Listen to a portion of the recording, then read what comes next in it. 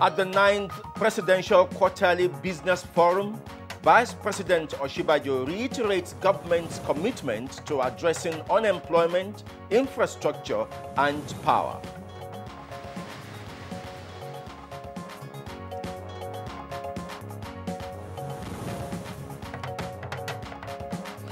National Assembly is set to resume today after nearly 3 months on recess.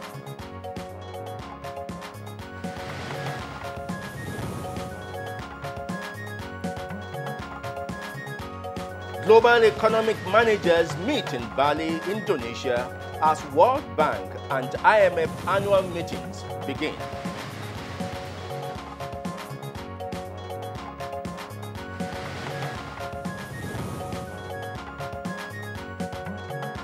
And on Good Morning Nigeria today, we continue our conversation on the conduct of party primaries ahead of the 2019 elections.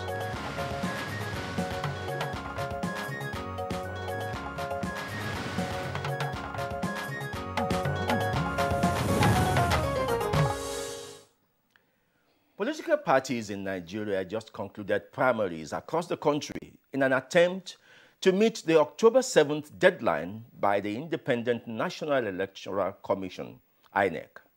Now, earlier, INEC had published regulations governing the conduct of party primaries in the country to serve as a guide, as it were, for the process.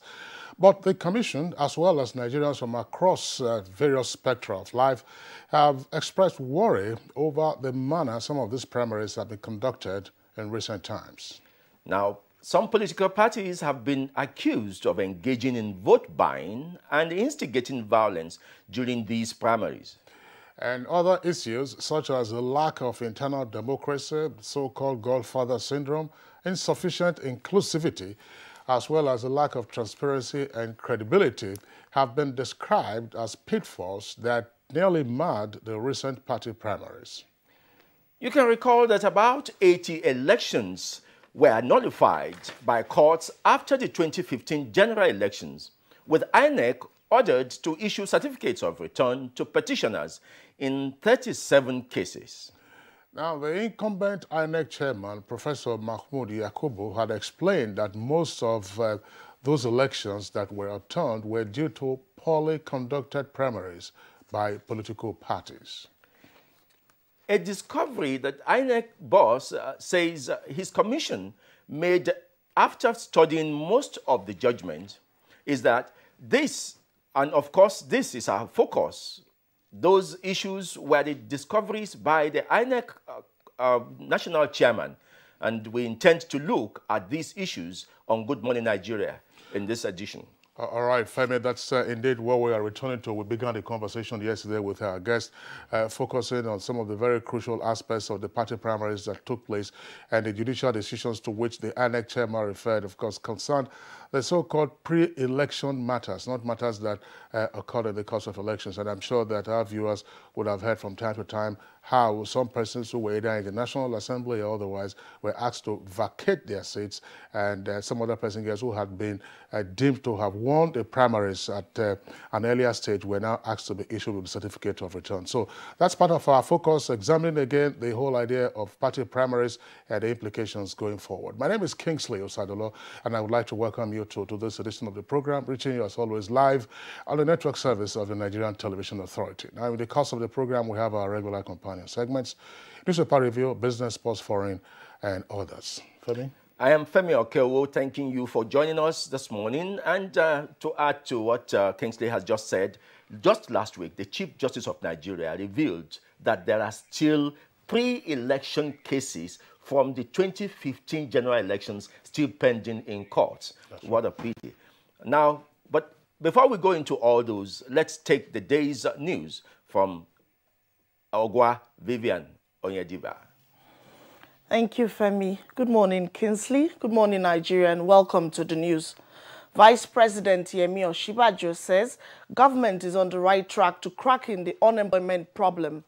The Vice President at the 9th Presidential Quarterly Business Forum in Abuja says the Buhari administration is investing heavily in infrastructure, solving the power problem, and generally enhancing the business environment.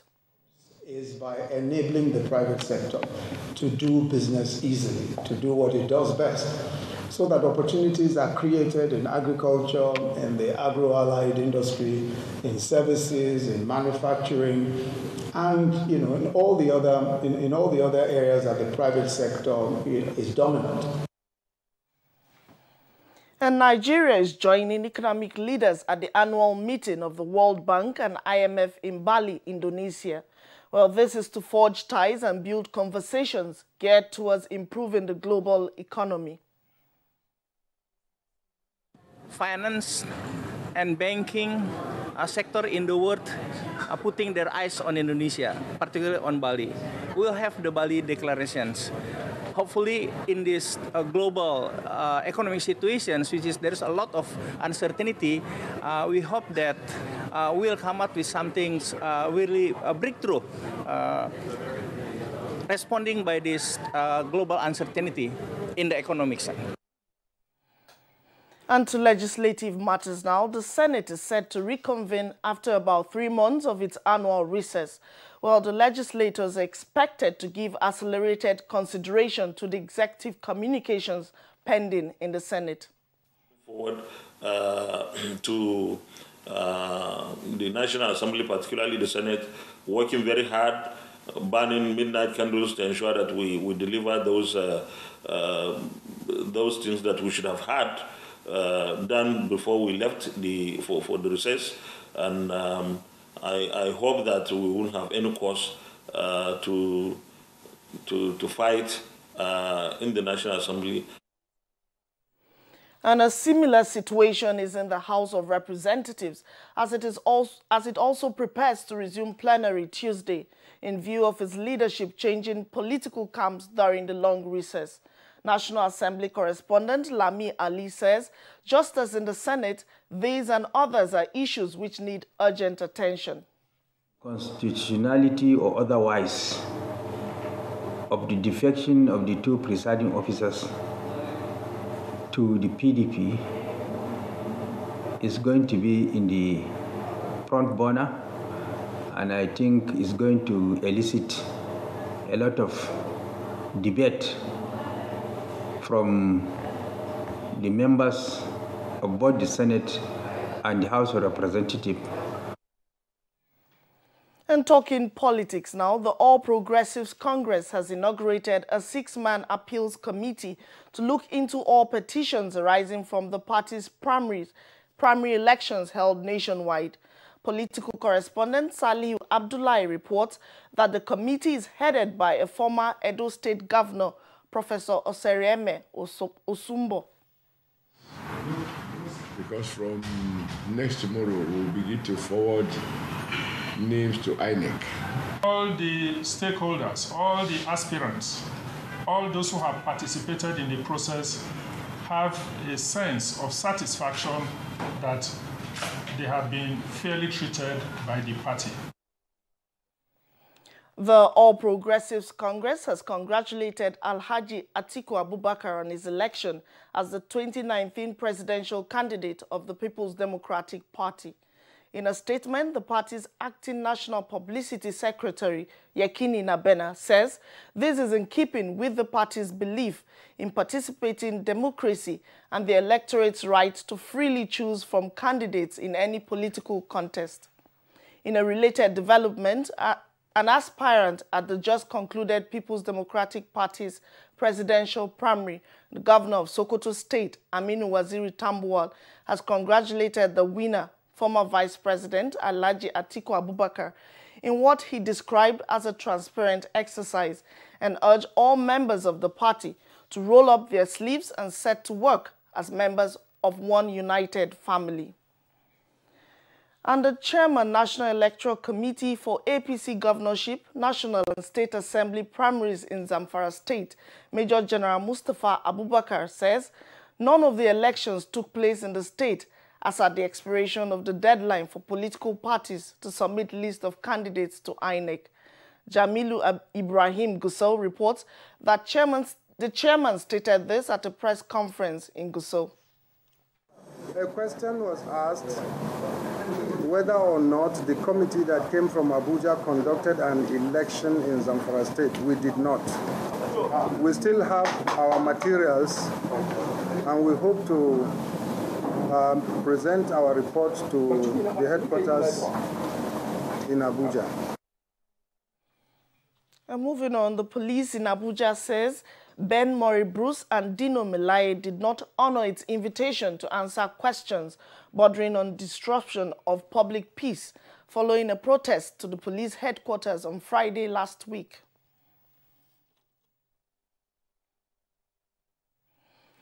And that's the news highlights for now. Good Morning Nigeria continues with Femi and Kingsley after this break. Unemployment, notably youth unemployment, features strongly in our party's manifesto. We intend to attack the problem frontally through revival of agriculture.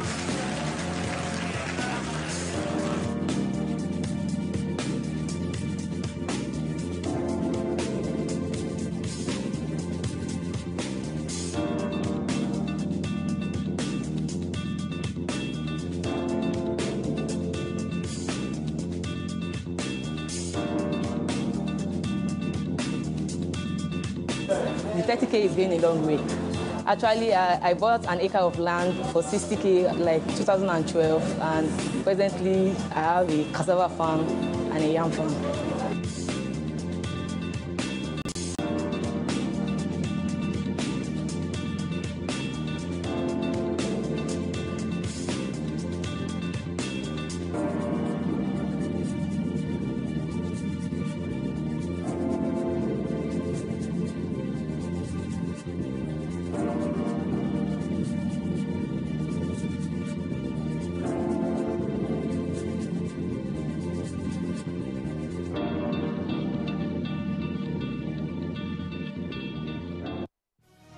Reorganized, trained, and fully equipped, we are the new improved Nigeria Police Force. We fight crime, we bust syndicates. Whatever the crime, wherever the hideout, the Nigeria Police Force will get you busted. Stop kidnapping, armed robbery, murder, pipeline vandalism, and other criminal activities. Be productive. Be security conscious. Join the police force to secure your life and property. This message is from the Nigeria Police Force Public Relations Department. Caring for the patients of typhoid and diarrhea is our responsibility. And these illnesses are often spread due to eating with unclean hands. So I recommend Dettol, as it protects from up to 100 illness-causing germs. That's why I want to be Dettol sure. Dettol, be 100% sure. Dettol soap is now also available for 100 Naira only. These days, people get their news and information from more media sources than ever before. Some of the news and information given are fake, unverified, doctored, and manufactured to create confusion, stir disaffection, and cause disunity. Before you believe or share any news, ask yourself, is this real? Is it from a credible source? Is it verified or verifiable? Fake news is dangerous, whether you do it for fun or for political gains. Real people can get hurt. Fake news, don't create it, don't spread it. This is a public service announcement from NTA. Fake news which is shared for malicious purposes is a danger to our peace and security in Nigeria. Misinformation as fake news is a serious threat to our hard-earned democracy and promotes hatred and misunderstanding between our communities. We are all responsible for stopping the spread of fake news in its tracks. So, always check the source and credibility of any news item. Say no to fake news. This message is brought to you by the Federal Ministry of Information. What's up? His friends didn't come. Hey, let's practice. But you're going out. Don't worry about me. Nothing satisfies a mother more than seeing a child grow up. But I know as he sweats, he'll face the risk of germs which can cause skin irritation. That's why you need the new best ever Dettol Cool. Its new advanced formulation with extra menthol protects from up to 100 illness-causing germs and gives your family icy cool freshness. Growing up needs Dettol protection.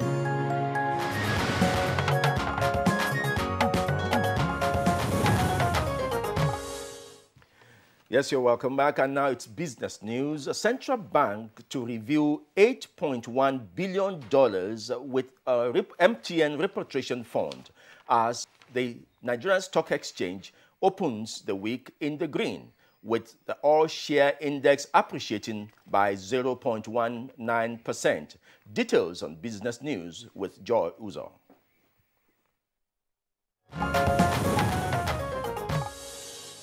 On new developments from business, Governor of the Central Bank of Nigeria, Mr. Godwin Emefiele, has revealed that the $8.1 billion it expects MTN Group Limited to repatriate may get reviewed.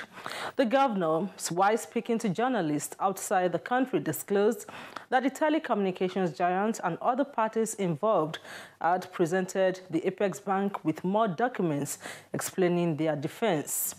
The new development will ease the pressure on MTN and bring both parties to a considerate truce. The Apex Bank, it appears, is once again donning its anger in what the chief regulator described as resolving things amicably.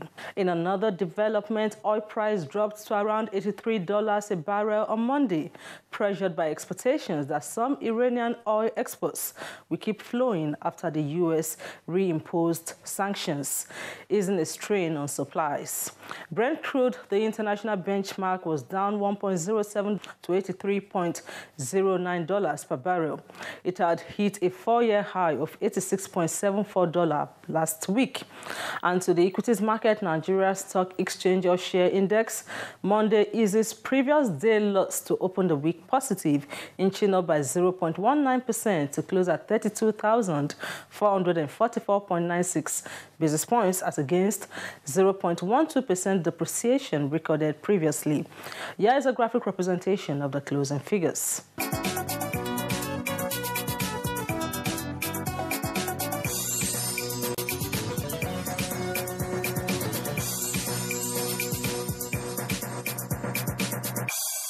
That's business news. Many thanks for watching. I am Joy Uzo.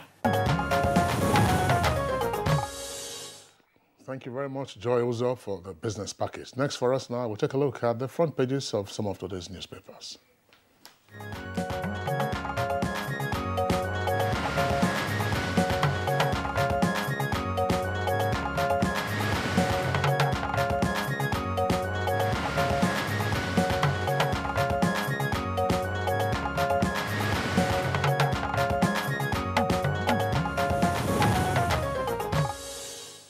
And already with us is our newspaper reviewer, Bayo Atuebi. Welcome to Good Morning Nigeria. Thank you, Femi. Good morning. Good morning, Kingsley.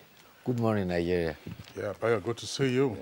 We have 5 newspapers this morning, Femi. Yes. And the front pages, of course, have stories on politics, as to be expected, matters arising from the 2019 elections, as well as the resumption from recess by the National Assembly. Let's begin with the Daily Trust newspaper.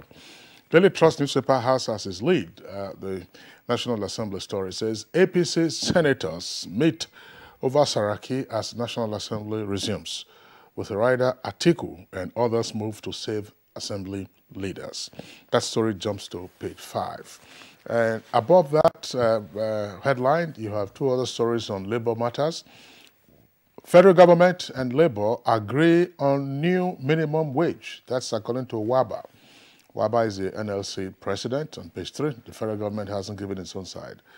and 689.15 billion naira paid to federal government retirees in 11 years. Details of that story can be found on page 17. And then right at the foot of the front page of the Daily Trust newspaper, we take two headlines there. Supreme Council, JNI, that is Jamaatul Nasrul Islam, Supreme Council as well as JNI express concerns over Jos mayhem. Details on page 10, Supreme Council and JNI. Now, Ethiopia to abolish visas for all Africans. That's in greater detail on page 42. A mixture of stories in the leadership newspapers, but let's take the headline story first, which is the political story. Atiku shops for running mate in Southeast.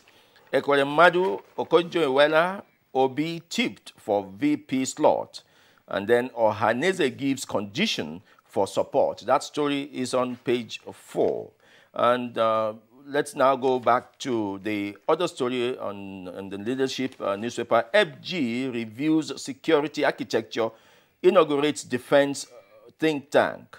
And then also in the leadership, we have court affirms EFCC's power to probe state's account. And that is a landmark judgment, and it's seen on page 8. Still on the leadership newspaper, we have had it from Kingsley earlier on. It's FG to announce new minimum wage this week. Not from me, it was from Waba. Okay. Yes, while you were reviewing the paper there. Now, no threat to PMB's re-election, says Kogi State Governor. Now, that's back to politics, still on leadership, and that should be found on page 16. Let's wrap up leadership with court stops planned police demotion. Court stops planned police demotion. And then finally, on leadership, we have World Bank raises $134 million green bond to combat climate change. That is found on page 29. Bio. Yes, the good news is that Labour, government, organized private sector seem to have reached a compromise about new minimum wage. The papers put it differently. Leadership says federal government to announce minimum wage. The Sun puts it specifically, federal government to announce a minimum wage this week, while the Daily Trust says the Labour agree and federal government agree on new minimum wage. However, the Daily Sun is indicating the process that went through for which a compromise was eventually reached. Labour has started with 65,000 naira. Organized public sector has started with 41, while Labour later on reviewed its position to 38. Organized private sector reviewed its position down to 25. Federal government offered 24. Eventually, it seems give and take, a compromise have been reached, and the new minimum wage, though was not announced by Labour, but sources to Sun is hinting about 30,000 naira. If we go back to 2011, when the current minimum wage was instituted, at then 18,000 naira was equivalent to $100. By today's 360 naira to $1, that value that has lost its value to almost half its value. It is that 18,000 is now equivalent to $50. So that is the implication that Labour had to agitate because the value of the 18,000 has depreciated considerably, far below 50%. Now, if that 30,000 is accepted, by implication, it means if we go by 360 naira to $1, we will now have a minimum wage that will be placing it to equivalent of about $83.3, which is far lower than the $100 it was in 2011. Yeah, ability to pay. Ability to pay. Yeah. Ability to pay. That's a significant point with regard to the minimum wage. There are a number of other stories that have been read, Bio, but let me quickly take others from New Telegraph, and then we'll return to those stories. New Telegraph now. We're taking a look at New Telegraph. Now, above the nameplate, of course, is a story on the minimum wage pronouncement. And then below the nameplate of New Telegraph, you have a window of headlines. It says primaries. That's the first one. It says protesters hold Oshomole and National Working Committee hostage. Details on page 6. And you have another story there. Tambuwal congratulates Atiku, pledges support. And then it says dad impregnates 13-year-old daughter, jailed 14 years.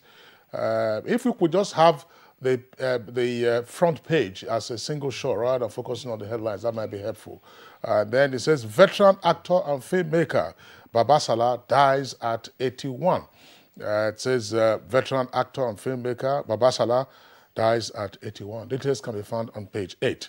Lead story, back again to politics, 2019. 25 governors and ex-governors pick APC, PDP senatorial tickets with a number of riders there. Kwara and Kano lead with 5. Shage, Afenifere, and NAC kick. 6 incumbent ex-deputy governors join race to Senate, and ex-police commissioner takes over jailed Dariye's ticket. And you can see the photograph there of the faces of the former governors and incumbent governors who are seeking to become members of the National Assembly next year. And 2019, the story below that is Nigerians now have a choice. Atiku tells Buhari. And lastly, from the foot of the front page, WHO, Malaysia eliminates mother-to-child transmission of HIV and syphilis. That's on page 7. And the Nigerian Tribune focuses on politics as their main story, but then looks at the resumption of the National Assembly. It says NAS resumes tension in APC, PDP over leadership. That's the leadership of the National Assembly. And that story is found on page 37. We also find that on the Tribune, Fayoshe threatens to quit PDP. Why? Look for the story on page 8. EFCC has powers to probe state accounts. That's the court. The story is found on page 36. And Tribune tributes pour in for Moses Olaya Babasala as he dies at 81. But the main story is on the front page of Tribune. 2019, Buhari's Atiku's camps begin fireworks. But I think that the first day was for congratulations from the APC to the PDP.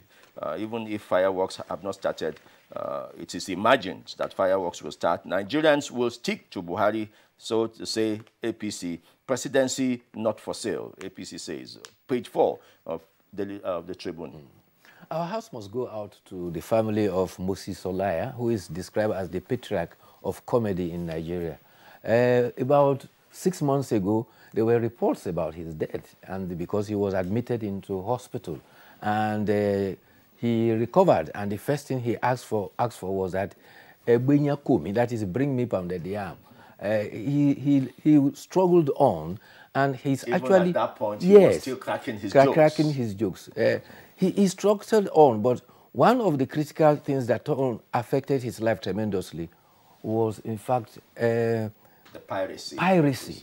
One of his films was actually the one that devastated him most, and since that time he found it difficult to survive. Our house must go out to him, but that movie was supposed to be his very first movie. Yes. He had been a stage performer all his life, and then he ventured into movies.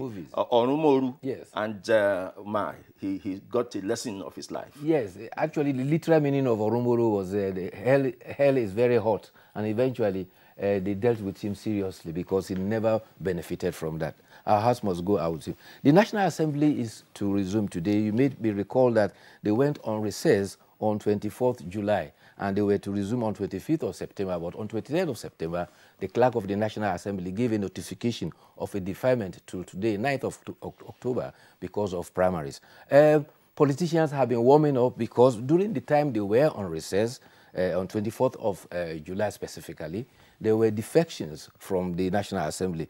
From this Senate, 36 members defected on 24th July, tilting the balance in the National Assembly from 192 APC to 156 PDP. Following the by-elections in Bauchi and Katsina, APC increased its majority. And the House of Representatives, the balance also tilted.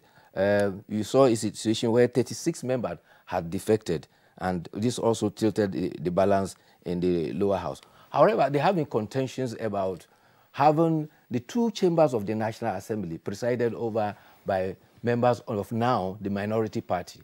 Some argue that this is an aberration. Others say that it is not far-fetched, because even in Nigeria here, we have had instances in the First Republic where we have through an alliance between the NPN and the it was NPP then, became the Speaker of the House of Representatives.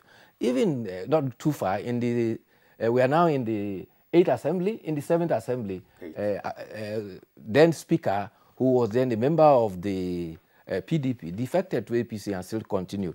But the challenge has raised constitutional questions, and the National Assembly today, instead of resuming, will immediately adjourn in deference to a member of the House of Reps, Funke Adedoyin, who died during the recess. But however, robust debate will start tomorrow when they resume plenary, and it will raise the question about constitutionality or otherwise of the minority party members now presiding over the National Assembly.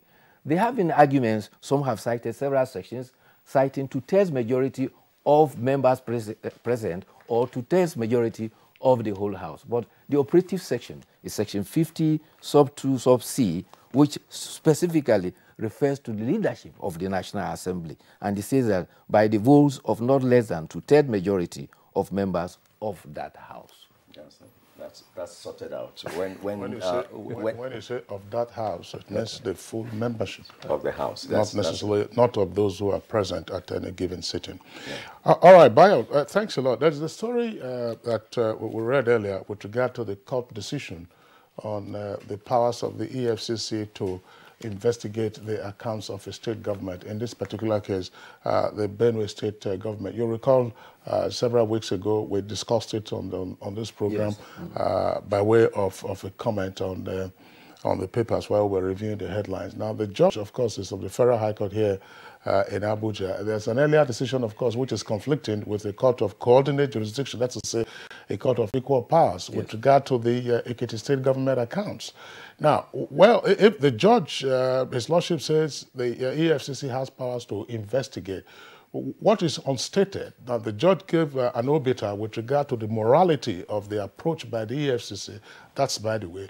But what is unstated has to do with whether, in exercising those powers of investigation, the EFCC could then proceed to freeze the accounts of a state government.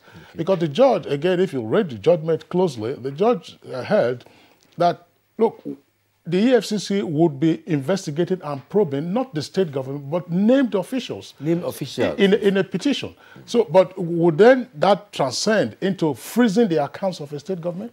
Or if the EFCC has been investigating, say, officials of any parastatal of the federal government, has the EFCC then proceeded to freeze the accounts of those parastatals? See, Kingsley, see, sometimes even lawyers cause problems for the society.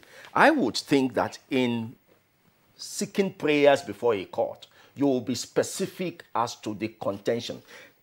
The answer has been provided whether EFCC can investigate. But then the contention at that moment, at the time they went to court, was whether the EFCC could freeze the account of, and I don't think that was put before the court. Okay. So this one now has been answered. The other one remains unanswered. Unanswered. Well, like you said, lawyers are in a tendency of causing confusion for us.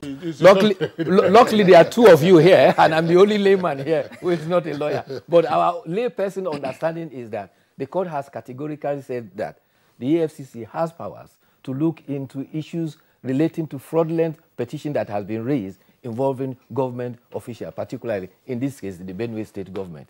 No problem. Yes. But I'm saying that in exercise of those powers of investigation, what can the EFCC do? Or what can the EFCC not do? Financially black out a state. Don't worry. Don't forget that the judge was categorical that 3 sections of the EFCC Act was explicit and very far-reaching as regards the powers of the FCC in investigating corruption. There's no doubt about that. There's no quarrel about that. There's no quarrel. Let's investigate. But what then can you do while investigating? That's the issue. Let's look at the warning from INEC. Okay. INEC has warned that campaign should be strictly 90 days to election. And specifically, INEC has put it in black and white, emphasizing on the law, saying that for presidential and National Assembly campaign elections, the campaign cannot begin before November 18th. And for governorship and state assembly, it cannot begin before December 1st. It has also reminded all parties to submit the names of their candidates. The submission requires that the list of the candidates and their personal particulars are to be submitted. Dates have been set for this. For the presidential and National Assembly is between October 10th and October 18th. For governorship and state assemblies is between October 22nd and November 2nd. INEC says that no time extension will be provided, and every day time is open between 9 a.m. and 4 p.m. to be submitted at the International Conference Center. As for the campaigns, I think that the ball is still in the court of INEC. They would be the ones to tell us what is campaign and what is not campaign. If a group of people defect and a party rolls out the drums and organizes a forum to receive those people, would it be classified as campaign? I think the ball will still be in... That is a rally. Oh, now we know. That is a rally. So the ball will still be in the court of INEC to tell us what campaign is and what campaign there should be a definition of what is a rally, what is a campaign. Yesterday on this program, we had a National Commissioner of INEC, Professor Simbine, who joined other guests to discuss the party primaries. That's a conversation we are continuing today.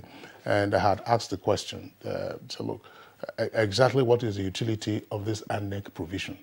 When Professor Jega was chairman of INEC, he appeared on Good Morning Nigeria. We also raised the issue with him. There are pseudo campaigns that we have seen. Then all the posters that you are seeing do not amount to campaigns. Professor Simbine yesterday said, oh, those ones were for the primaries. How many of the posters and billboards that you have seen that said, this campaign is for the primaries, elect me? They are for, say, 2019. Personally, I don't see the utility of that provision. If people want to campaign, let them campaign. There can be a utility for it. For instance, particularly in the media, the electronic media and the print media, they will know specifically that until that time, we cannot accept advertisement for campaign. Yes. That is easy to, but what is campaign? That is the point. Are you now going to say excluding, are you going to exclude certain forms of campaigns? I mean, let's say you have billboards all over the country. You have posters all over the country. And you have comments and statements where persons are appearing on programs speaking on behalf of particular candidates, as they will now be, not just aspirants. Those amount to campaign. What is the utility? I keep asking that question of trying to restrain persons from campaigning. Perhaps, so that you are able to perhaps monitor, campaign finance violations or campaign finance regulations. But ultimately, I think it is useless. Now let's go to editorials, and it talks about Nigerian finance. This time it's from the Daily Sun. It's captioned, "The Call Masking Challenge." The Call Masking Challenge. And let me read the introductory paragraph.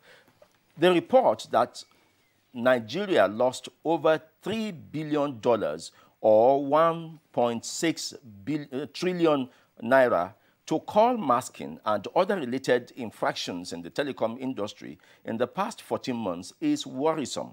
Apart from constituting a security threat, the sharp practices may have robbed the government and telecom companies of some revenue. Bayo, that is a case to worry Nigeria now, particularly when the government needs all the resources, but then the security implication of call masking.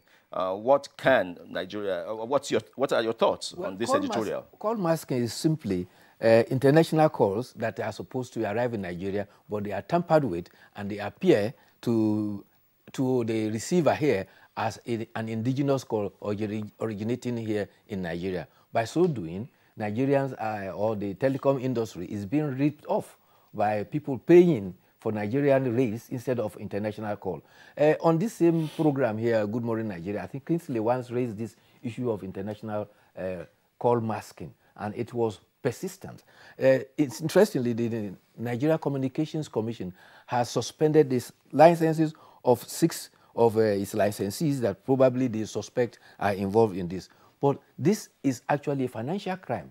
If it is true that as much as 30 billion, 3 billion naira, equivalent of 1.006 trillion naira is being lost, then there is already a financial crime there. It should be investigated. It's not enough to suspend them. Not only that, NCC says it is on top of it, but they must sit on top of it and also stop it so that it will not continue to be a source of leakage for critical revenue.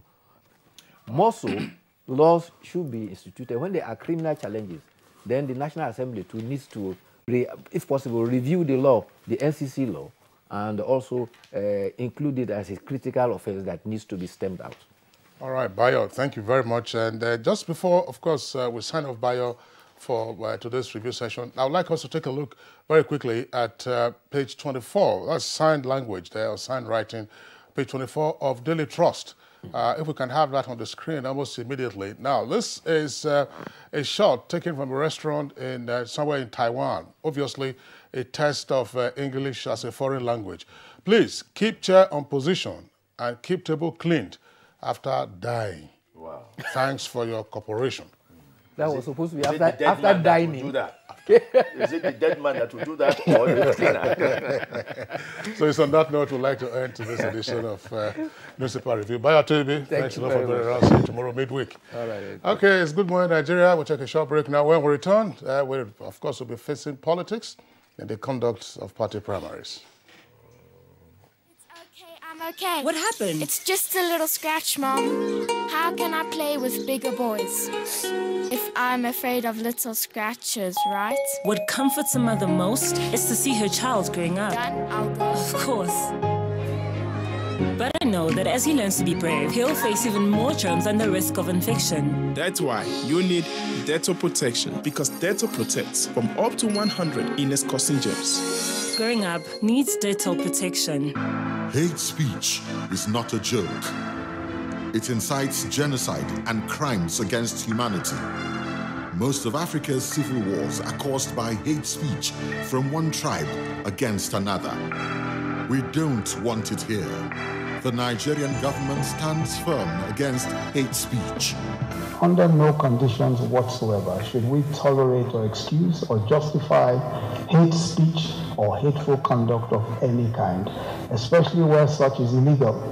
There's no doubt that the resurgent push for separatism, as well as the rising cases of ethnic and religious disharmony, are all traceable to the growing phenomenon of hate speech. One nation bound in freedom, peace and unity. Nigeria, one nation, one people. This is a public service announcement brought to you by NTA. For years, the NTA has been promoting science, technology, arts and crafts under the tagged name National Children's Expo. We are set with another edition as we gather children around Nigeria. Junior category ages 6 to 12 and senior category ages 13 to 18.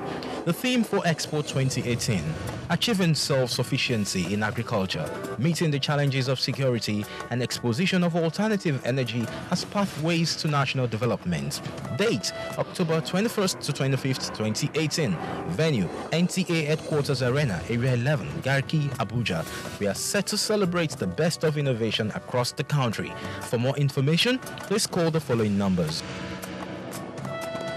NTA ETV, promoting learning. Your perfect family is under threat by germs. Infectious diseases are now the world's biggest killer of adults and children.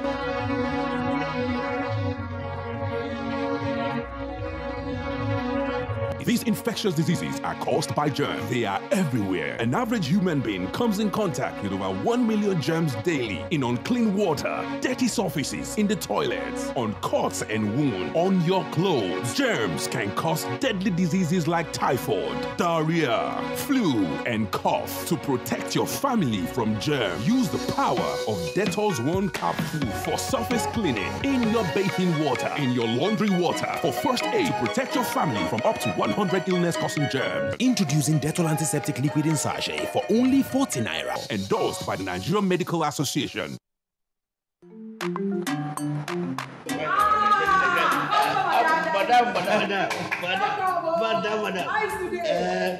Brought us as usual. As usual. For the three you are welcome, sir. As usual, yeah. You take that one. You take that one. You don't understand? We want Nigerian homegrown rice. Finish. You don't have. You don't have. Join the rice revolution today. No other rice that tastes like Nigerian rice. Are you sorry? That's the Nigerian rice we are talking about. Chocolate made in Nigerian rice. Healthy food. I'm going to bring Mrs. Mom to come to chocolate rice of made in Nigeria here. And see how it are made. Correct. And how they cook it. Correct. Homegrown rice are good for your health. It boosts our economy and give employment to our people. This message is brought to you by the Federal Ministry of Information and Culture.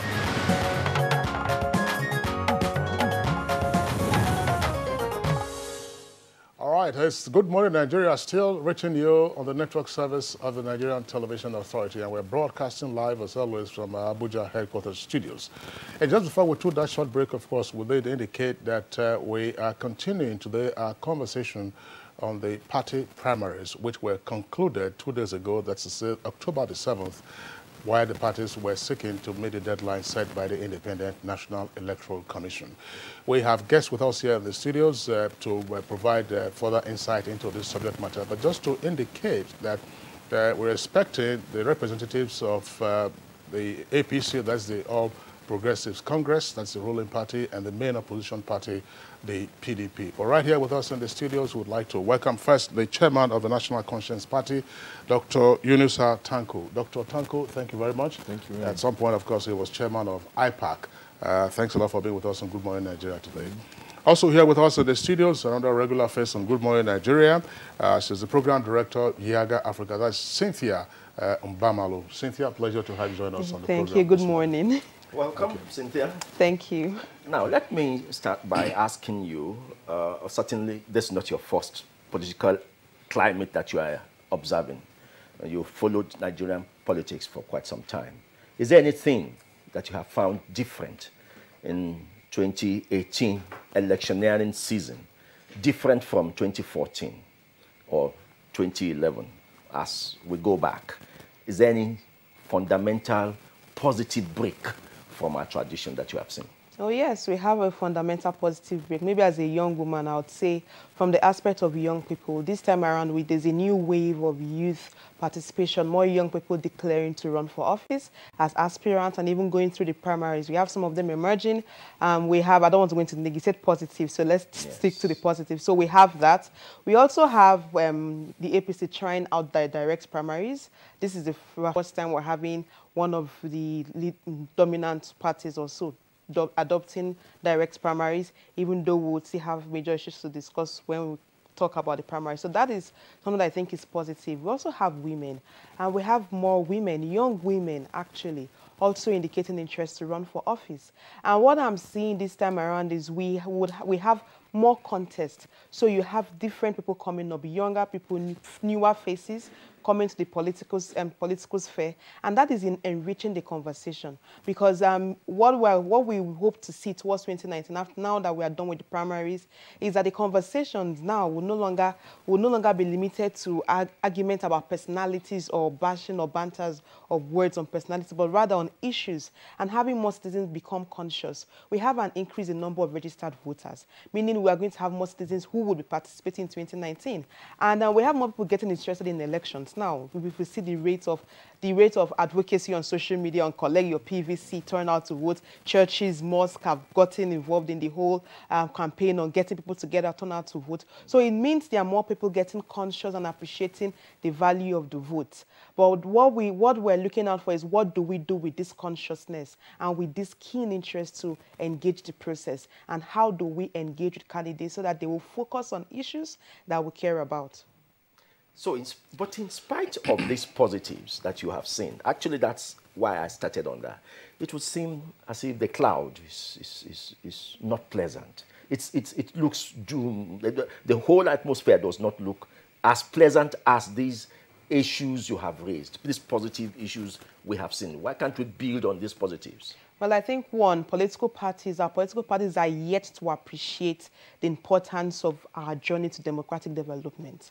I think we still have parties that want to do things the same old way, and they want to engage or want to maintain the systems where persons with vested interest are those that will take the lead in the electoral process. So if you look at the primaries, for instance, like we said, we had more younger people getting interested, more women, but the primaries have proven to be one of the processes that have intentionally taking our time to exclude women and young people from the processes, beginning from the nomination fees, the processes of the primaries, the fact that most of them were not transparent and most of them were not democratic. So that is one of the problems. Then now we are seeing an increase in money politics, more than we ever saw before.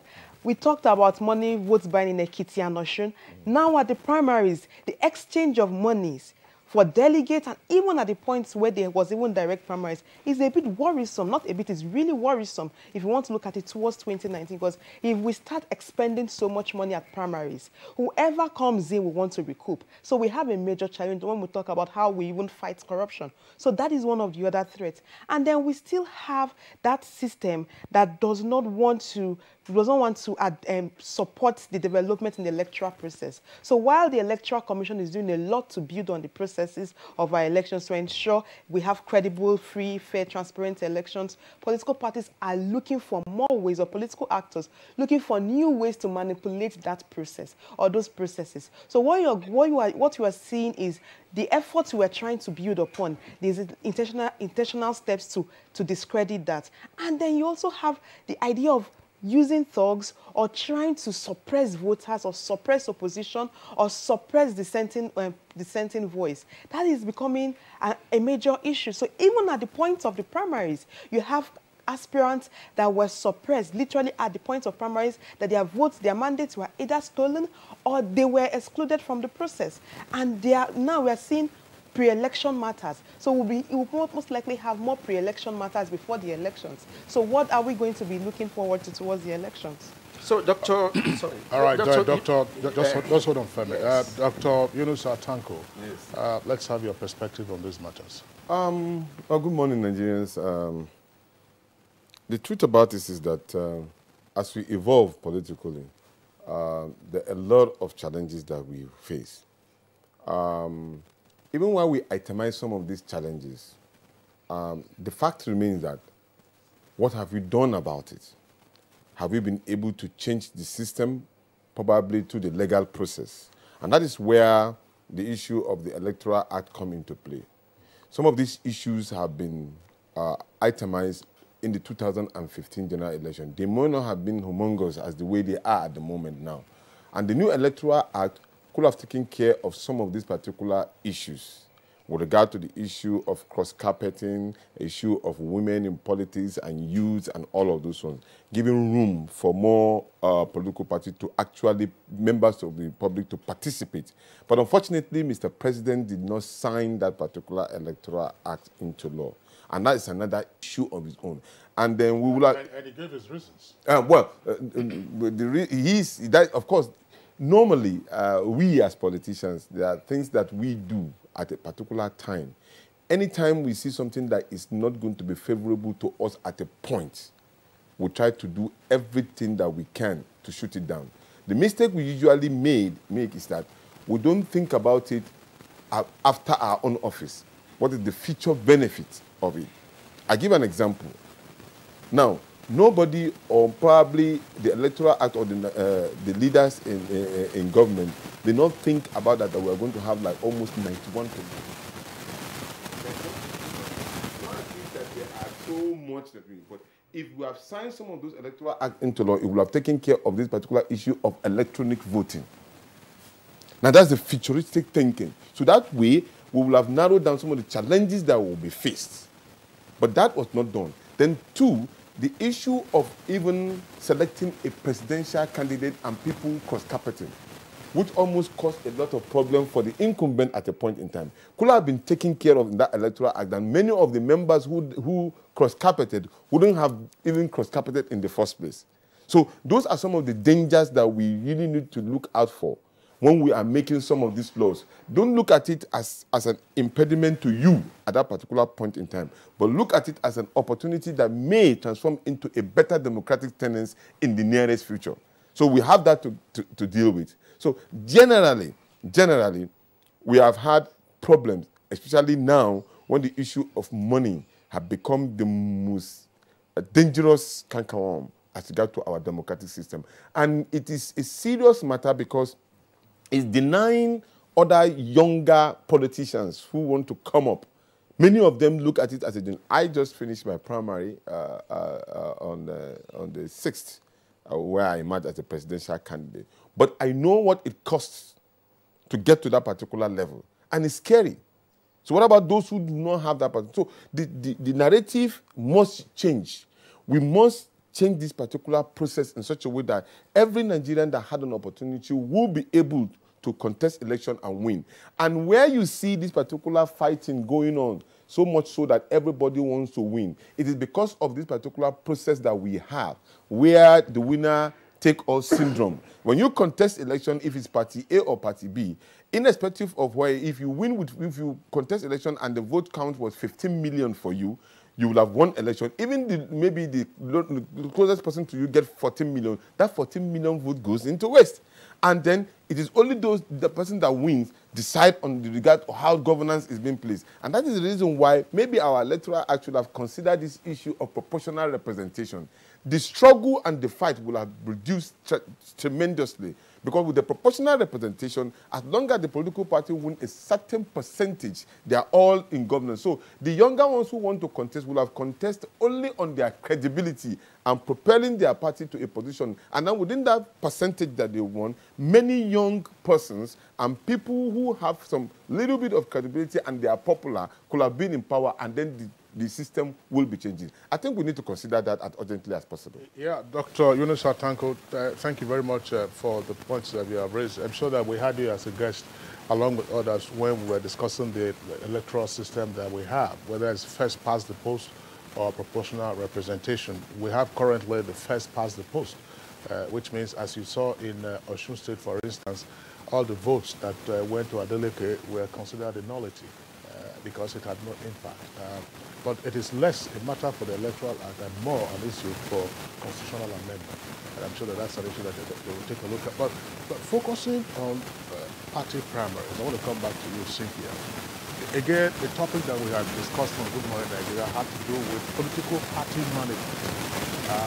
Some persons will argue that conducting primaries and then participating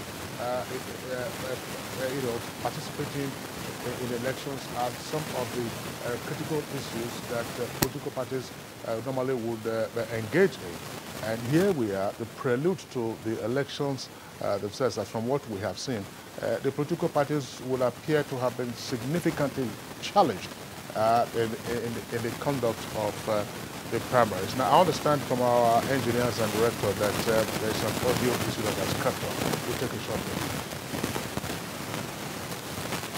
You are watching NTA, Nigerian Television Authority. For more information and news updates, visit our website at www.nta.ng,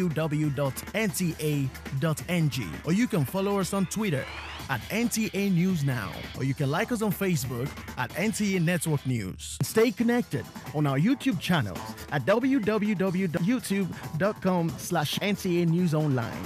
Watch our live stream at www.nta.ng/live.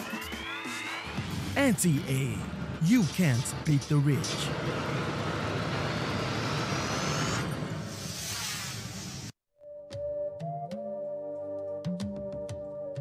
From what we have seen, we have the capacity which we can rapidly develop or feed in ourselves. If we don't import rice, we stop importing corn and other grains, Nigeria will have plenty of money to invest into developing industries, especially manufacturing, textiles and so on, and develop iron and steel, and complement the infrastructure development. So really, the opportunities are virtually limitless, and we are very, very aware of this, and we are prepared to exploit it to the fullest.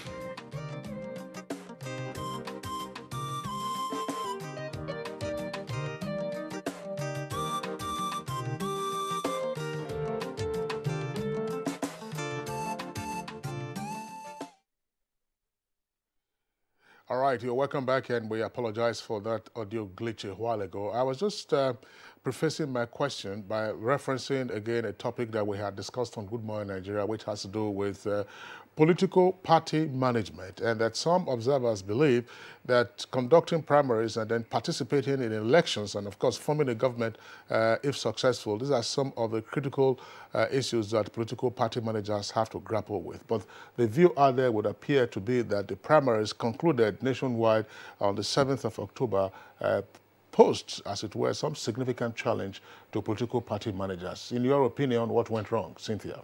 Well, I think I would look at it from the two methods adopted. So some parties, most parties had the indirect primaries, and other, the APC had the direct primaries. So maybe I would start with the direct primaries, because for those of us in the civil society space, there's been a lot of advocacy for direct primaries to be adopted. And while we were advocating for that, I think one of the things we failed to focus on was on the processes and how the direct primaries would be conducted. Because it's one thing to demand a direct primaries, another thing to have it conducted in such a way that party members actually feel that they can participate in that, and that was where there was a problem. And I was looking at the Electoral Act. We look at Section 87 that talked about parties can adopt direct primaries. It was just straight to the point. It just says parties adopt direct primaries, ensure all aspirants are given equal opportunity to be voted for.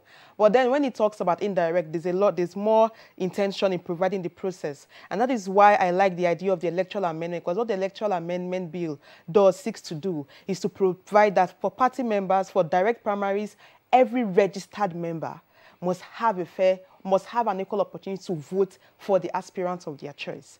And from that provision, what it means is there must be an updated register of members. So that is where there's a problem first for direct primaries. Did we have an updated, up-to-date, transparent, credible register of members for the party that adopted direct primaries, where all those that voted registered members of this party, and was that register a certified register of the party members? That is one. And the process of voting, was it? Because if you observed, we had voice voting at some places. We had so we can't talk about the process itself. So that was also a process, a challenge with that. So that is direct primaries. The same thing with indirect primaries. Indirect primaries is a delegate process, right? But what we see is we have delegate process that at the point of the primaries themselves, you're not even sure who a delegate is, because there is no formal accreditation process. You don't have, the list is not telling you exactly who the delegates are. For one of the parties we observed, I don't want to call names, what we saw was after the delegates finished voting, they go back and they switch with another member of the party that is present with the delegate tag. The person goes with that same delegate tag to vote. So you could not control who was voting and who wasn't. So the issue of multiple voting was going on. So you had that problem. So the delegate selection process became a major challenge. And what I'm looking out for the electoral amendment bill, actually, there is a provision that now says for indirect primaries, delegates delegates must be elected first at the ward level, and only those elected by members of the parties would proceed to the primary. So that is also another process. The other thing is parties maintaining or respecting their guidelines on primaries. Because for our observation, our checklist was designed in line with the primary guidelines of the primaries and for the parties we observed. But what we saw was most times there was a total neglect of what the guidelines are. So you're going with the guidelines and you're seeing something that's happening. You're wondering what guideline is being adopted for these primaries. Some of the delegates are not even informed on what to do or how to engage the process. Then we talk about inclusion. Women, young persons, and persons with disabilities. At least in PDP, we could see an increase in number of women delegates and young people. We also saw a bit of that in APC. In some of the other parties, we didn't really see much of that, which is also a problem because for most of their constitution, there's a provision that for the selection of delegates, every youth leader, every woman leader, you'd see that at different levels, from the ward, local government, state, and all that. So the question is, don't you have all these women youth leaders, but at least that should take up the number of women and young persons and persons with disabilities, actually, that would be as delegates. So that was also another problem. Then the process itself, the voting, we had secret ballot for most of the indirect primaries. You see, it was secret ballot. But then the counting, because one thing to vote, another thing to count. And we saw that in the party that adopted the direct primaries. Because there is no way you conduct the direct primaries nationwide that you can count the votes, transmit and collate and announce within the period of time that we saw that happen. So that raises a lot of questions on process, both for the direct and indirect primaries. At least for some of the parties, there was an intention to make it seem transparent and clear. But then what about because most of them focus on presidential, because we looked at governorship and House of Assembly and House of Representatives and Senate. That is where we had major challenges for women and young people. Some of them went out, had their delegates ready, and when it came to the voting, after the voting was done, one of our young women at our place towards the end, when she was winning, the process was scattered and said they had to start all over again. And that was it. Another person, they finished the vote, and all of a sudden they said some of our delegates are not allowed to vote. They were accredited, they had all the requirements to vote, and they were not allowed to vote. And she has even gone on social media to call on her party to come and review that at her level. We also have parties that after they finished conducting, they said, oh, but there's an anointed candidate that was supposed to be from the party. And we're saying, if you go through primaries and you emerge, why not give that mandate to the person that actually won the election? Why the primaries? Why look for an anointed? Because that is not democratic. We've always said it, that consensus is not democratic. The Electoral Act is even clear that where we have only one aspirant, for instance, let's say there's only one aspirant for a party, there's even a process for that. It's going to be a national convention, and that aspirant is adopted by the members. It's not a decision by party leaders. It's a party membership decision. And that brings us to the question of party management. Who are members of political parties? What are the rights and the powers of members of parties? And how do these members assert their powers and their sovereignty within the parties?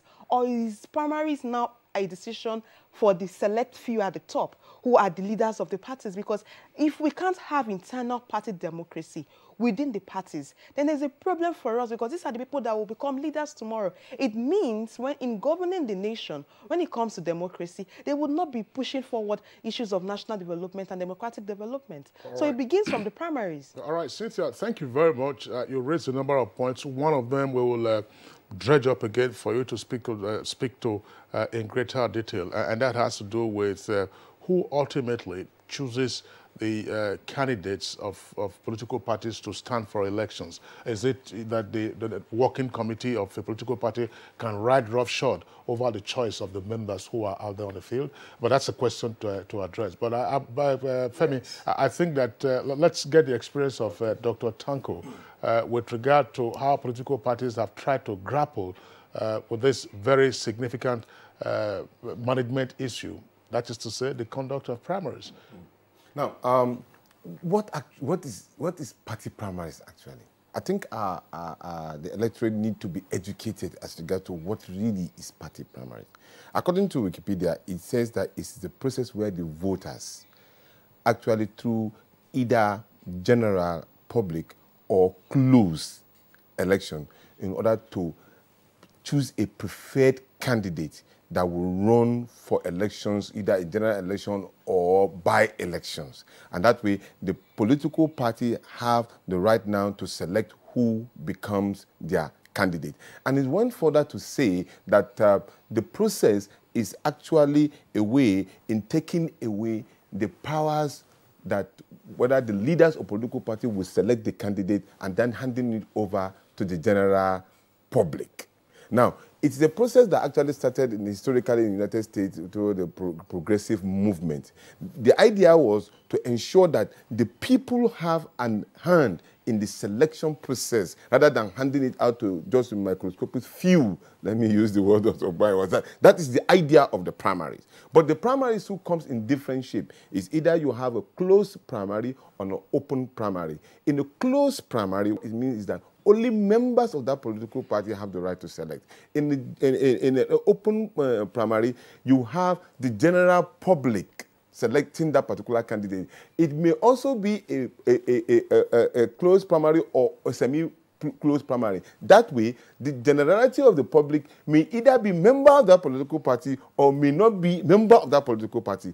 In our own case, we have issues that they get direct and indirect primaries, and at the same time, there are issues of consensus candidate, and then probably at the end of it all also, there's a caucus selection which takes place even before the primaries. And those are some of the things that may be inimical to actually selecting the actual choice of the people. And now let's look at the problems that all of these particular processes have. In the issue of the direct primaries, I think majority of Nigerians are now seeing it more openly, because at the point in time, January 2015, virtually all the political parties did an indirect primary.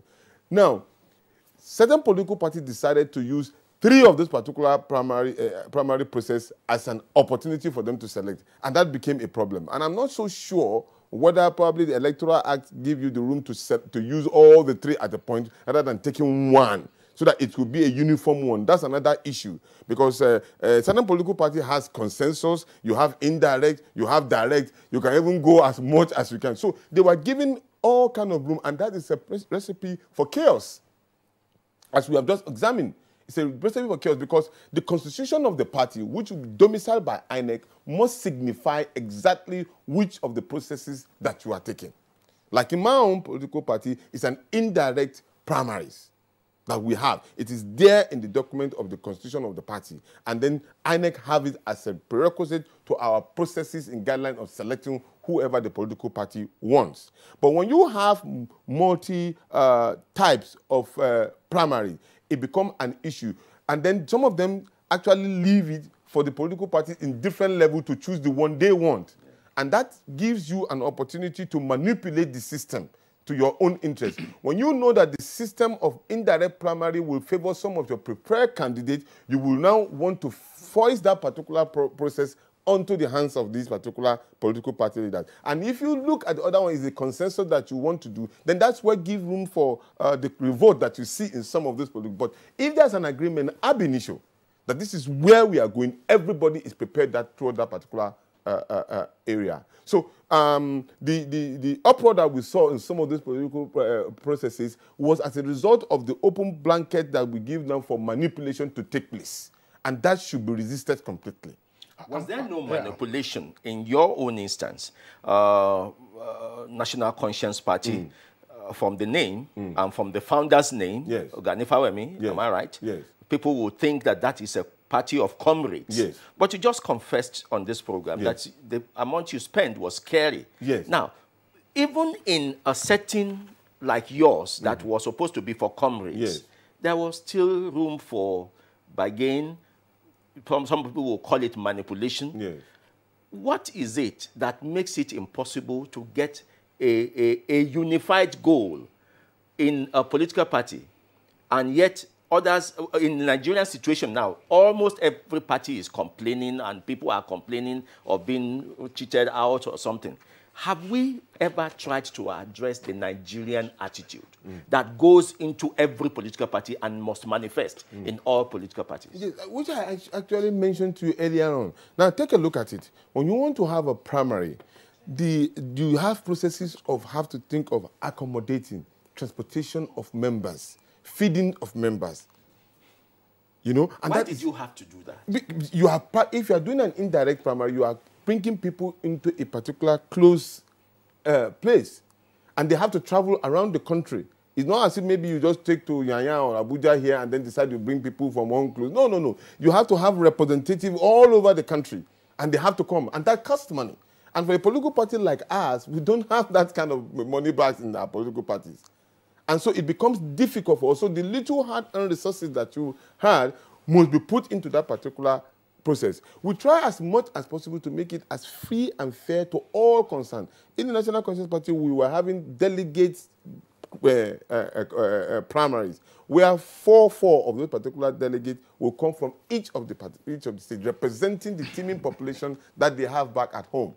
And that is, of course, it takes another process itself. So we were as practical as possible to ensure that we do not stain our integrity. And if there are issues that are being raised, we try to address them as quickly as possible so that people will understand that we are being plain as much. So, but when you say the attitude of Nigerians now, that is a big question on its own. I'll give you an example. Now, we have been crying in this country that we are just going backwards.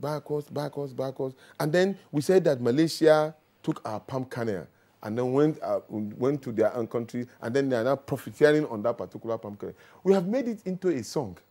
Everywhere you hear that particular narrative, we have made it into a song. But the fact is that since we have already been able to identify that palm kernel can bring in such a huge sum of resources, why have you not used it as our own?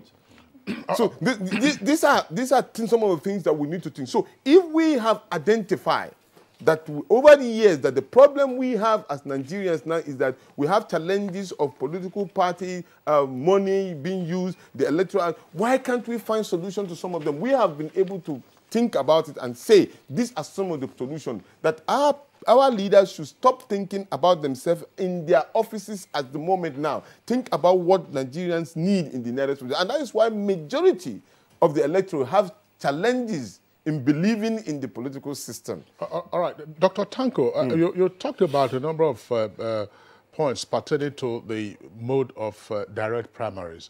A mode of primaries, direct, indirect, and consensus. The law recognizes direct and indirect. Even when you have a consensus candidate, you still require affirmation. As we saw with President Muhammadu Buhari, you had to have delegates, affirm him as a candidate of the party, regardless of what had happened in the past. And then the closed and open primaries, of course, for the open primaries, California has always had a challenge with that, particularly in the U.S. Now, the knotty point that perhaps that needs clarification from what you have explained, were you expecting a political party to say, yes, for the purpose of all our elections countrywide, we're going to adopt direct primaries, or for the purpose of all our primaries countrywide, we're going to adopt indirect primaries?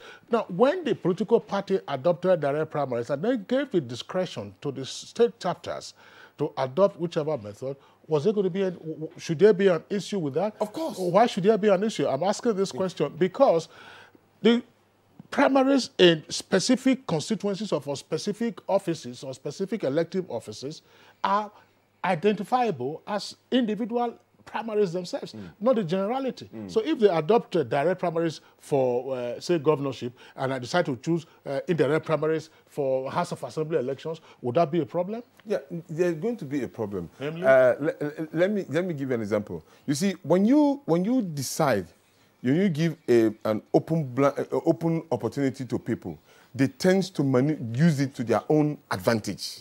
And that caused problem. Ogun State witnessed a similar thing in their own primary. You see, so by the time you give them that particular room, they will, of course, use that particular process to take the one that suits them for the interest of their own candidate. And that is chaos. Now, another issue came up. I saw a post on the social media. There was a guy who was trying to tie his neck to a banana tree, saying that how can a political party candidate say he got about 14 million, and then yet at the same time again, when they are going to be affirmation at their primary convention, it's only 2,000 something that make an affirmation. He himself is confused.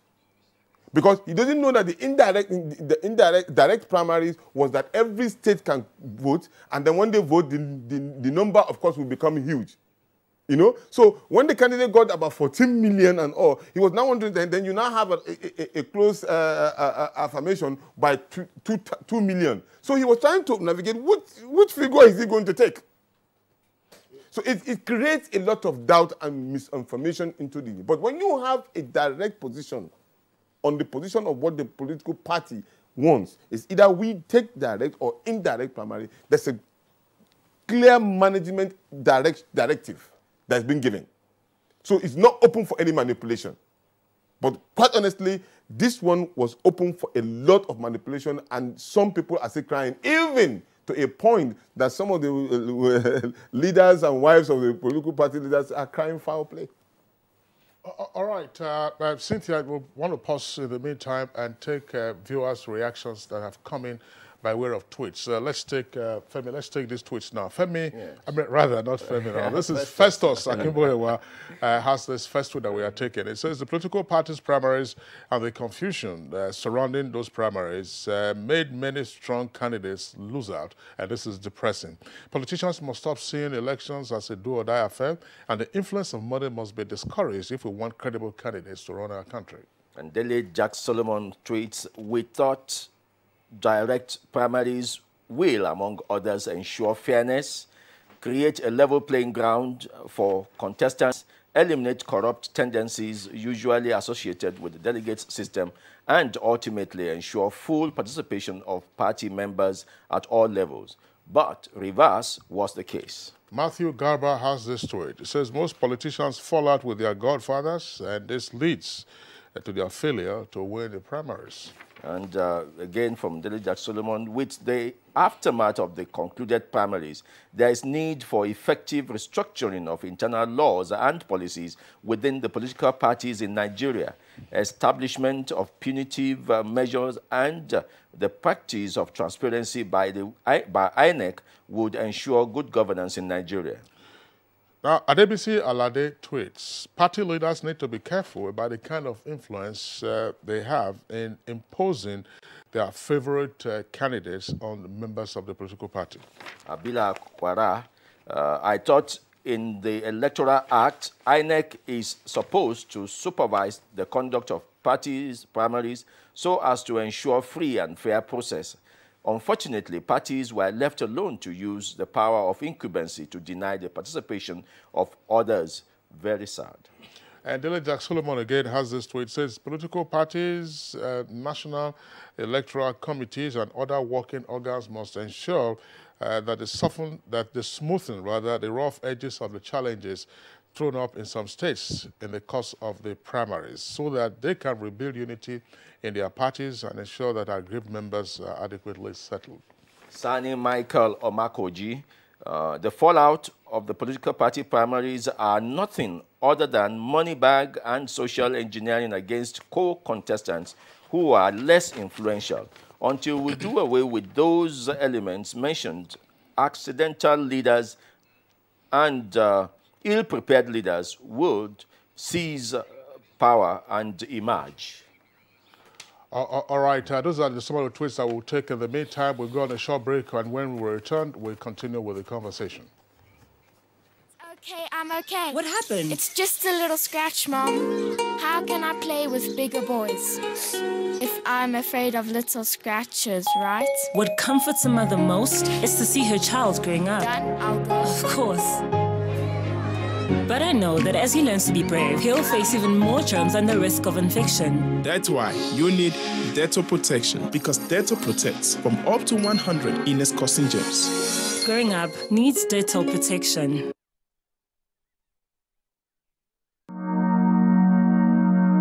Nigerians. Suicide bombers are not spirits. They are not ghosts. They are human beings like you and me. They live amongst us. They are your neighbors. They are your friends today, but terrorists tomorrow. So you must know your neighbor now. Security begins with you and me. Know your neighbor.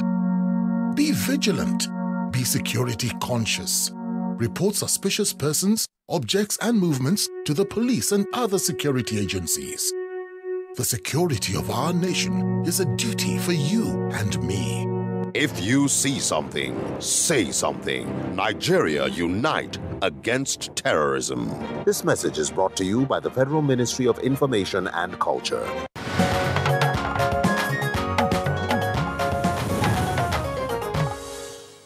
We are still with you on Good Morning Nigeria, discussing the just concluded primaries, and we're trying to look into what happened and how Nigeria's democracy can forge ahead.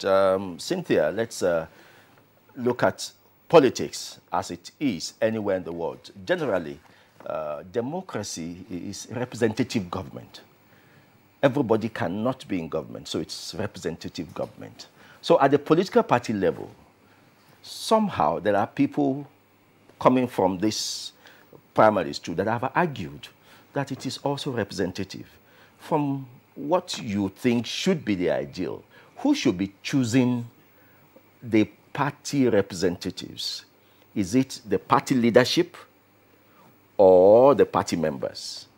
And if it is the party members, now that's what we have been discussing, whether direct, indirect, and all that. But in this instance, in the Nigerian instance, we have seen where the national body of the political parties have chosen representatives. How adequate is that? Well, I think the answer is right from the question. One, democracy is about representation. And if you look at how democracy is practiced in different parts of the world, you'd see there's a lot of emphasis on representation, ensuring that the people participate. And that is where I think we still have a problem or challenge. Is the fact that, I don't know if I would connect that to our history as a nation.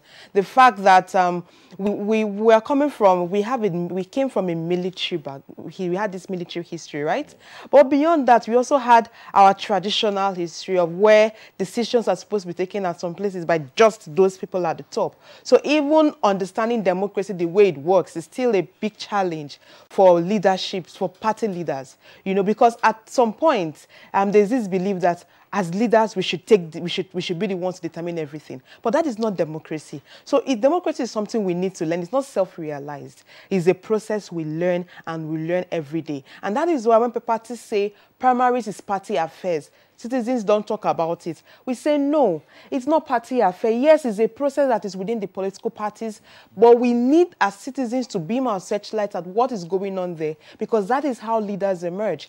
And the point on party membership, I think for party members, there's still this, you'd go to so many states, it's so fluid. You go to a party A meeting, you will see some of the same face. You go to party B meeting, you see the same faces. So when it even comes to membership, there are persons that can claim to be members of different parties based on what benefits them at a particular point in time. And that is why in rallies are not true representation of popularities of parties, because different people can go attend different primaries and different rallies just to show that they want to get something, just to see what they will get from that. So that is also the big question. One, how many parties have party registers that are up to date, that you can say you have 1 million members across Nigeria, and for each state, these are the members of your party. When we were doing engagement with political parties before some of the off-cycle elections, you go to their state offices, you can't find anyone there. Offices are closed, or even you can't see if it's a structure that is existing. Except a week or 2 weeks, 3 weeks to the elections, you start seeing activities in some of the parties. So that is also that big question. That is when it comes to primaries, it becomes a challenge. So even when party leadership makes decisions, members are meant to object if they have a problem with that, because primaries should be a decision between members. Even the decision to do direct or indirect should be a decision members take together. It shouldn't be something imposed on members. And the whole conversation on should we do direct or indirect, I think the Electoral Act says parties can either adopt direct or indirect. But where we have a problem is, can parties at different levels adopt different methods? Because that also becomes a problem. But if we have a uniform to say, okay, for all our government governorship, it will be direct. For all our House of Reps, it will be indirect. For all our Senate, if we have that level of uniformity, then there's some clarity. So that is also uniformity, the political party. That is, the parties have the liberty to do that.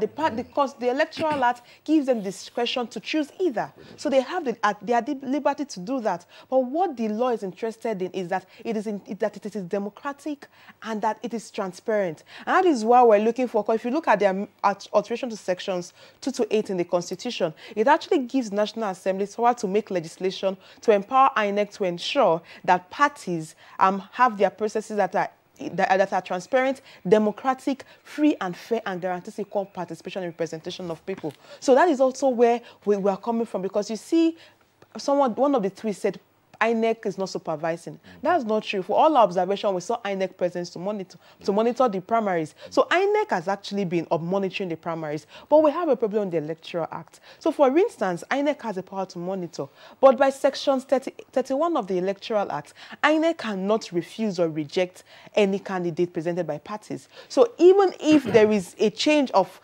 candidates, let's say INEC monitored and saw that candidate A emerged, and then the name of candidate B is submitted, INEC does not have the power to say no. What the Electoral Act does is, for any member of party that is aggrieved can then go to court. It's only the court that can determine that. Beautiful. That brings to mind an issue I raised with Kingsley just before this discussion started.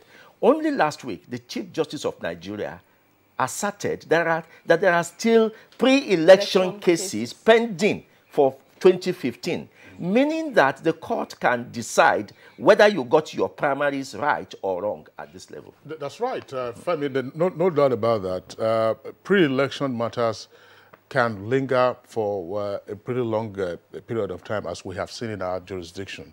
That's why what INEC then does in the case, in the instance of a pre-election matter in court, will be to submit its report of the primaries that it monitored.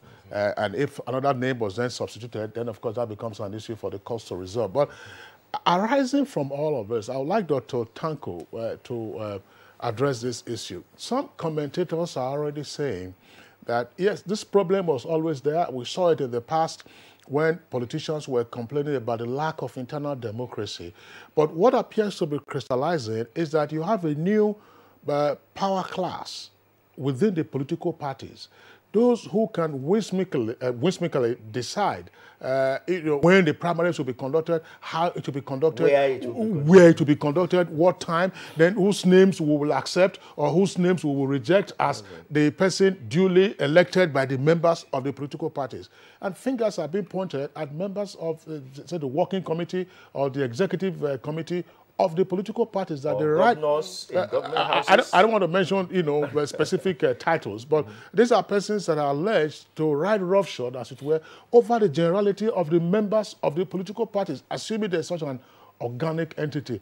As the time comes now to focus on what appears to be the apparent abuse of powers by members of certain very crucial organs of political parties, particularly with regard to electing candidates, choosing the candidates, forwarding the names of those candidates as your nominees for elections. Okay. Never a discussion at all. But nowadays, when you go out for any political gathering, the moment you step out, even before you become a delegate, already they are seeing you that money is talking in your body. So it is what they are expecting to hear from you. How much do you come back with? How much did you come back with? When you asked me that particular question, I remember with nostalgia, we were like running for a party management position. And then there was this question being asked that they had that either one of the candidates was using money to buy votes, that person should be disqualified. And the question I want to ask is that we've been here, though politics, we learned it from foreign countries, but we practice it locally. Have you ever had in any of those conventions in the United States or UK and all, you heard the issue that money was the issue of determinant of who becomes? No. In fact, it's like as if seeing it as a kind of aberration. That, the character assassination, that can you imagine one person was collecting one dime? It's treasonable to do. So these are areas that we need to. But coming to your questions.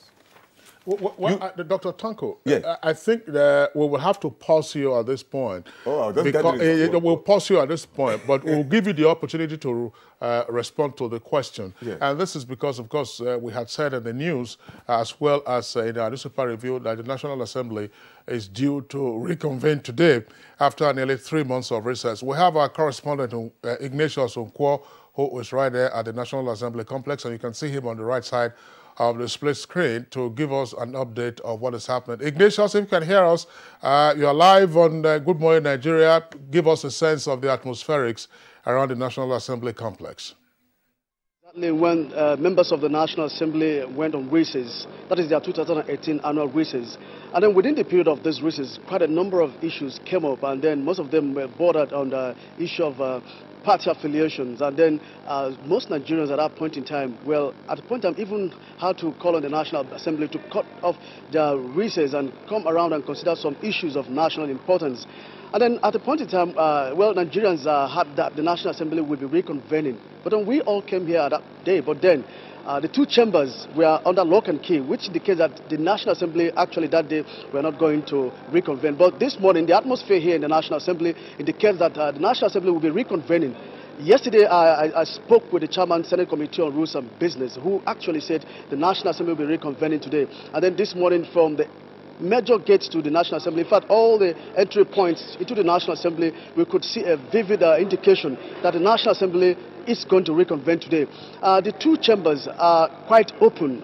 You know, whenever the National Assembly is going to reconvene in a day like this, the doors to the National Assembly will be opened. And some of us who are journalists and some members of staff of National Assembly, this is one of the major indications that show that the National Assembly is going to reconvene. And then we expect that by the time the National Assembly reconvenes, exactly by 11 o'clock, we expect the lawmakers to commence legislative activity of the day. But then from the lobby here, and we expect that National Assembly will the decorum here is quite appreciable. At the moment, there's no issue, even from the entrance gate. Well, the only thing is that the fact that the security at the gate will always make sure that those who are entering the National Assembly are those who are authorized to do so. That is by way of identification with your identity card. And then, but something is going to happen today in the fact that Nigerians actually expected that the National Assembly would have reconvened since and begin to handle issues, especially with the exigency of the time. But as it stands, and with parliamentary practice all over the world, when a member of a parliament dies, that chamber or the parliament will begin to give 1 day in honor of that person. And so that is what is going to happen today. We expect it to happen here today because the House of Representatives lost one of its serving member, Representative Funke Adedoyin from Kwara State. So we expect that by the time they come in today, what we actually expected that the legislature on the first day of resumption will hit the ball rolling. We expect that today there might not be actually legislative activities because of that honor, which we expect that will be carried out on the late Representative Funke Adedoyin. Well, at the moment, Nigerians are still expecting to see what happens as soon as the National Assembly commences plenary today.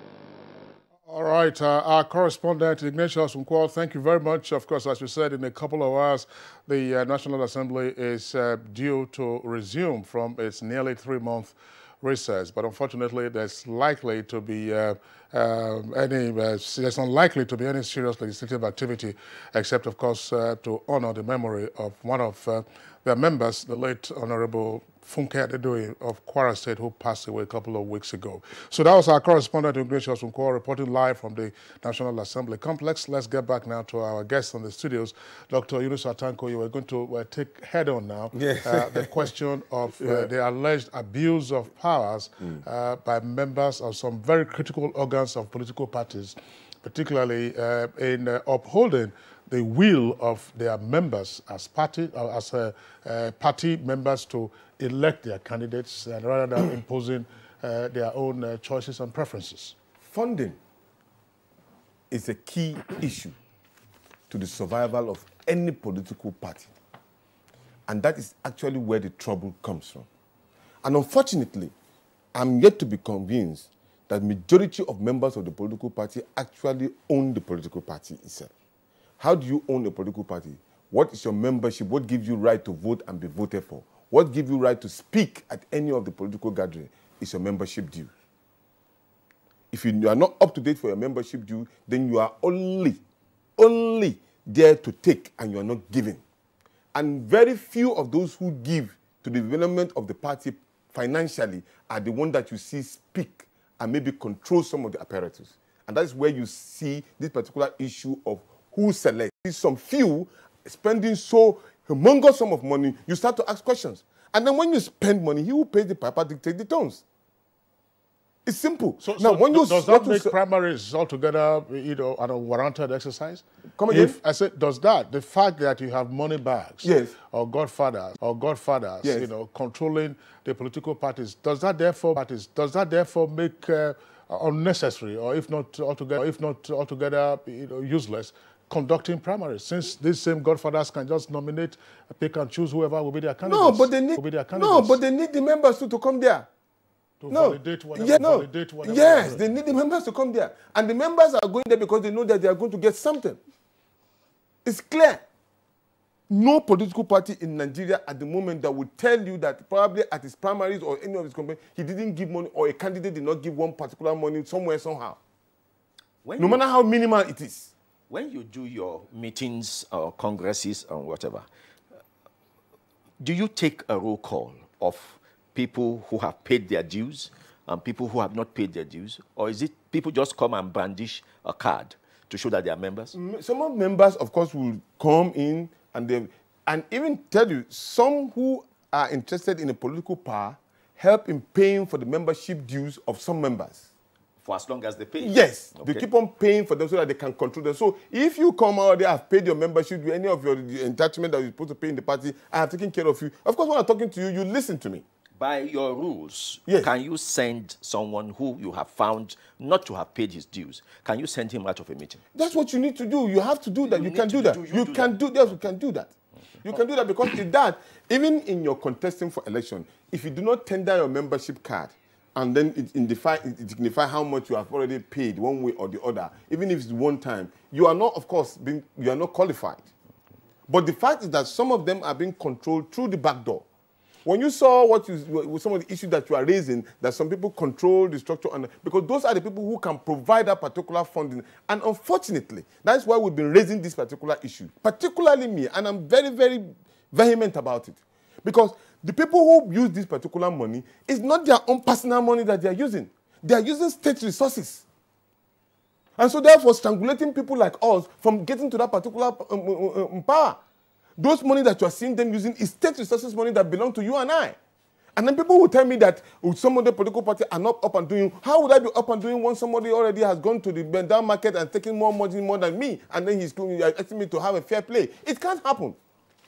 All right. Thank you very much, Cynthia. What's your take on this? The fact that you know, the party apparatchiks appear to be the ones who are controlling the party organs and almost invariably disregarding the will of members of their party in choosing candidates for elections? Well, I think the major point that Dr. raised, the point on funding. And the thing about people that benefit from a system is if you benefit from a system, you would not do anything to review or change that system because no one wants to relinquish power just for the fun of it. Everyone wants to hold on to power because power is sweet. And the party leaders or these big money bags know what they benefit from taking charge of the parties. So that is where there's a problem. So even if we keep advocating that parties, you need to review until members in the parties start asking questions before parties can change. So issue of funding.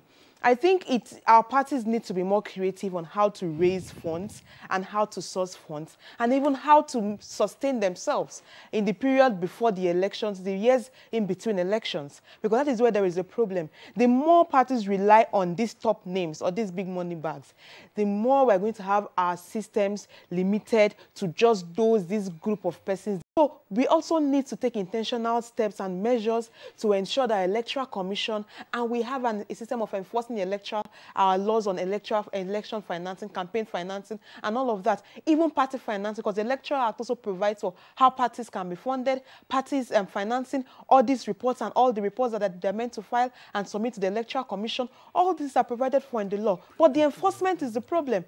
And because we have not started enforcing that, that is why we still have godfathers who feel they own the parties and who make decisions because of so much money that they have put into the parties. Yeah. And like business people, you know, when you invest something, you always want to see returns. So we don't expect them to just keep quiet after elections are won. Because if elections are won and the candidates emerge, there's no how you will tell me that they do not get returns from those that are representing them in government. And that is why we still have problem in fighting corruption in Nigeria. And that is why women and young people still don't have that major challenge of competing. Most of them had to move to the newer parties because that was where they had better opportunities to run for office. Even young people that worked in big parties had to move to the newer parties because they could afford to get the nomination, and that was where they could afford to run in their primaries and win in their primaries. Yeah. So that is a major problem for us. Yeah, from what you're saying, Cynthia, and indeed, Dr. Yunus Atanko, there appears to be a looming scarcity of anointing oil